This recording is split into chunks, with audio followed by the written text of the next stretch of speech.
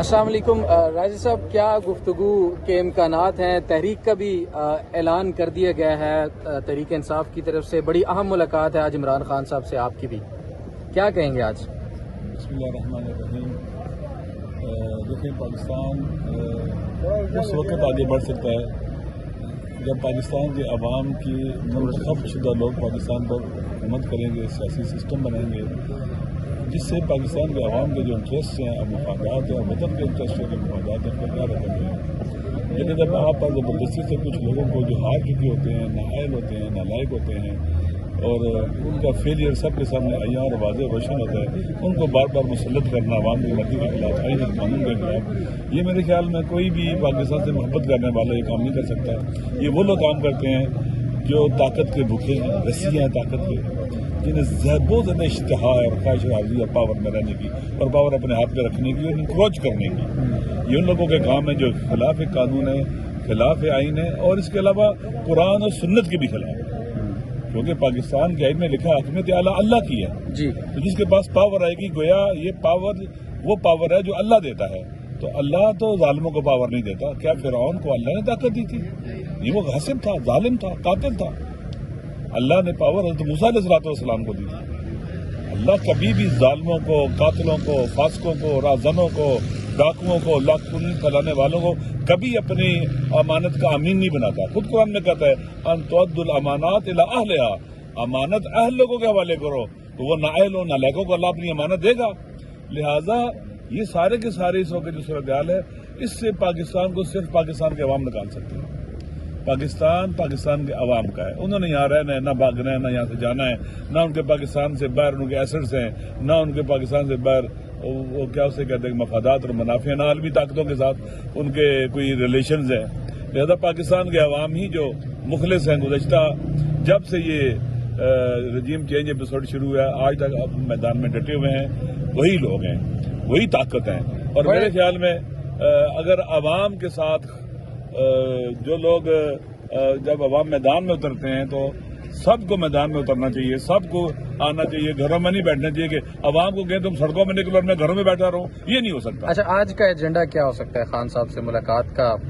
کیا دیکھیے، میں تو خان صاحب کے ساتھ جو میں نے باتیں کرنی ہیں، میرے بہت سے کنسرنز ہیں اس وقت۔ ایک قرم ایجنسی کا مسئلہ ہے، آپ کو پتہ ہے کہ وہاں کافی دنوں سے 2-3 ہفتے ہونے والے ہیں، پہلے نام نہیں رہی ہے، قتل و غدری رہی ہے، ابھی بھی نام نہیں ہے اور راستے بند ہیں، کوئی آ جا نہیں سکتا ہے، لوگ مشکلات کا شکار ہیں، غذائی اجناس کی قلت ہے، پیٹرول کی قلت ہے، لوگ محصور ہیں، لوگ جو بچے پڑھنے والے یونیورسٹیز میں وہ وہاں سے پشاور نہیں آ پا رہے، جو لوگ پشاور میں آ جائیں خدا نخواستہ بیماروں کے فوت ہو جائے، ان کے جنازے واپس نہیں جا پا رہے، راستے میں کوارٹر رنگوں میں دفن کر رہے ہیں اور صوبائی حکومت جو ہے اپنی ذمہ داریاں انجام نہیں دے رہی، سیکورٹی کے ادارے اپنی ذمہ داریاں انجام نہیں دے رہے۔ ثابت ہے کہ ان کی پہلی ذمہ داری عوام کی جان مال کی حفاظت کرنا، راستوں کو پرامن بنانا اور عوام کی جو فریلی موو کرنے کا جو حق ہے بنیادی، اس کو کیا کہتا ہے کہ انشور کرنا۔ لیکن اس وقت آپ دیکھیں کہ وہاں سے نہتے لوگ تنگ آ کر کرم سے پاڑا چنا سے چلے ہیں ٹل کی طرف کہ ہمیں مار دو، لیکن ہم اس طرح سے گٹ گٹ کے نہیں مر سکتے اپنے گھروں میں۔ وہ مٹھی بھر دہشت گرد ہیں وہاں پر موجود ہیں، ان کو حکومت گرفتار نہیں کر سکتی، کنٹرول نہیں کر سکتی۔ کئی بار ملے ہم ان لوگوں سے، چاہے وہ سیکورٹی کے کیا سے کہتے ہیں عسکری ادارے ہمارے ہیں سیکورٹی کے، ان سے ملے ہیں، وزیر اعلیٰ سے ملے ہیں، لیکن گزشتہ 4-5 ماہ کی ملاقاتوں کا، ملنے کا آج تک کوئی نتیجہ نہیں نکلا ہے۔ علامہ صاحب، لگتا ہے حکومت کے پاس اس قسم کے معاملات کو ہینڈل کرنے کا کوئی مینڈیٹ یا طاقت ہے؟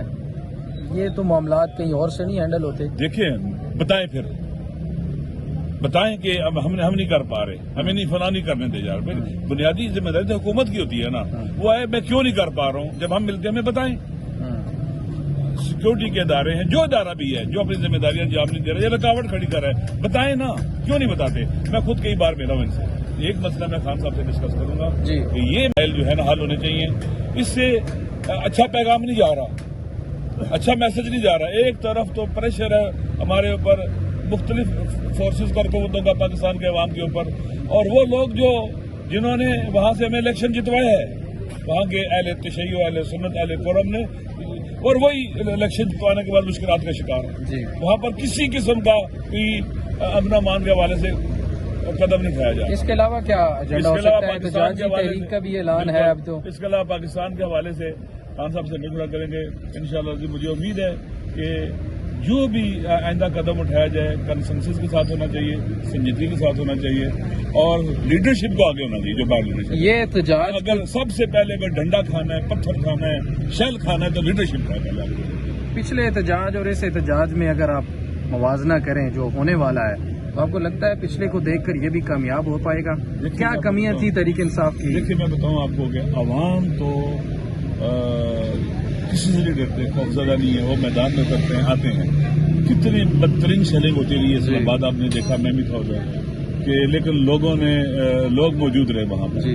کوئی لیڈرشپ نہیں تھی بظاہر اس وقت تک. انتظار کرتے رہے کہ خیبر پختونخوا سے وہاں سے لوگ آ رہے ہیں, اور یہ 2 دن تک سڑکوں پر رہے, رات رہے, دن رہے. یہ لوگ بہت دلیر ہیں, خوف ختم ہو چکا ہے.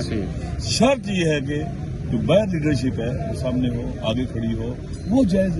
ہم سارے زندانوں میں جائیں, جیلوں میں جائیں, ہم فیس کریں ان چیزوں کو. سب سے پہلے ہم فیس کریں. یہ نہیں کہ ہم کہیں جناب والا کہ لوگ کیا اسے کہتے ہیں باہر نکلیں اور ان کو لیڈ کرنے والا, ان کی رہنمائی کرنے والا کوئی نہ ہو. یہ نہیں ہے. اچھا, آپ بہت اچھے اسٹریٹجسٹ بھی ہیں, انٹرنیشنل امور پر کافی آپ گریپ رکھتے ہیں. ٹرمپ کے آنے کے بعد کوئی فرق پڑے گا؟ اور حالیہ ہونے والی 3 ایکسٹینشنز کو اگر مد نظر رکھیں تو یہ معاملات کس طرف جا رہے ہیں؟ اب امریکہ کی تاریخ پڑے.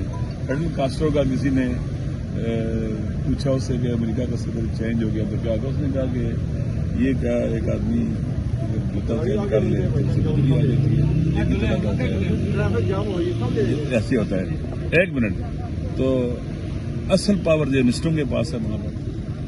زیونسٹ جو ہیں کبھی وہ ریپبلکن والا جوتا پہن لیتے ہیں, کبھی ڈیموکریٹس والا جوتا پہن لیتے ہیں. دنیا کے اندر امن و امان نہیں آ سکتا. ان کی ممکن ہے تھوڑی سی اسٹریٹجی وہی ہے, انہیں اہداف کو, اپنی ہیجمونی کو دنیا پر باقی رکھنا ہے. ممکن ہے ٹیکٹیسز بدل جائیں, ایسے نہیں ایسے کر لیں, درست ہے نا. لیکن امریکہ کے لیے سب سے عام اس کی ہیجمونی ہے, دنیا کے تسلط ہے. اور Pakistan shift of power from west to east کا گیٹ وے ہے.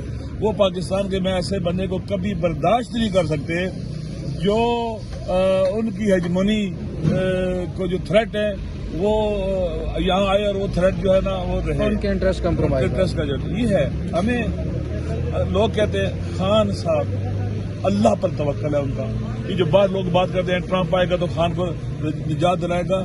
قرآن کی آیت پڑھتا ہوں آپ کے سامنے. تو موسیٰ علیہ السلام کے پاس خواب کی تعبیر کچھ لوگ پوچھیں گے, انہوں نے خواب کی تعبیر بتائی, اور ایک سے کہا جاؤ اپنے اذکرنی رب کے, اپنے مالک کے پاس جا کے ذکر کرو. یوسف علیہ السلام کو جیل میں ڈالا ہوا ہے, باہر نکال. فنساؤ شیطان و ذکر رب, شیطان نے بلا دیا اس کو. اللہ فی السجن بضع سنین, اللہ نے کہا میرے ہوتے تو سفارشیں کرواتا ہے, میرے پر تیرا توکل نہیں ہے, 7 سال اور جیل میں رکھا. خان صاحب کا توکل اللہ پر ہے, اور انشاءاللہ لذیذ وہ صبر بھی کر رہے ہیں, استقامت بھی کر رہے ہیں, کوئی کمپرومائز نہیں کر رہے. انشاءاللہ لذیذ اللہ ہے جو سب سے بڑی طاقت ہے, اور وہ اس عالم کا نظام چلا رہا ہے, وہی باہر لانے والا ہے. اور میں لوگوں سے کہتا ہوں کہ کبھی یہ نہ سوچو ڈونلڈ ٹرمپ نجات دلائے گا. وہ بھی قصاب ہے, وہ بھی اسرائیل کا حامی ہے, قاتلوں کا حامی ہے. اس نے بھی غزہ پر حملوں کی سپورٹ کیا ہے, جینوسائیڈ کو سپورٹ کیا اپنی تقریروں کے اندر. لہذا اسٹریٹجیکلی چینج نہیں آئے گا, ٹیکٹیکلی چینجنگ آئیں گی, کیونکہ سیونسٹ ان کو پیچھے لے کے چلتے ہیں, اور وہی ان کے مفادات کا تحفظ ہوتا ہے. بہت شکریہ صاحب, تھینک یو سو مچ.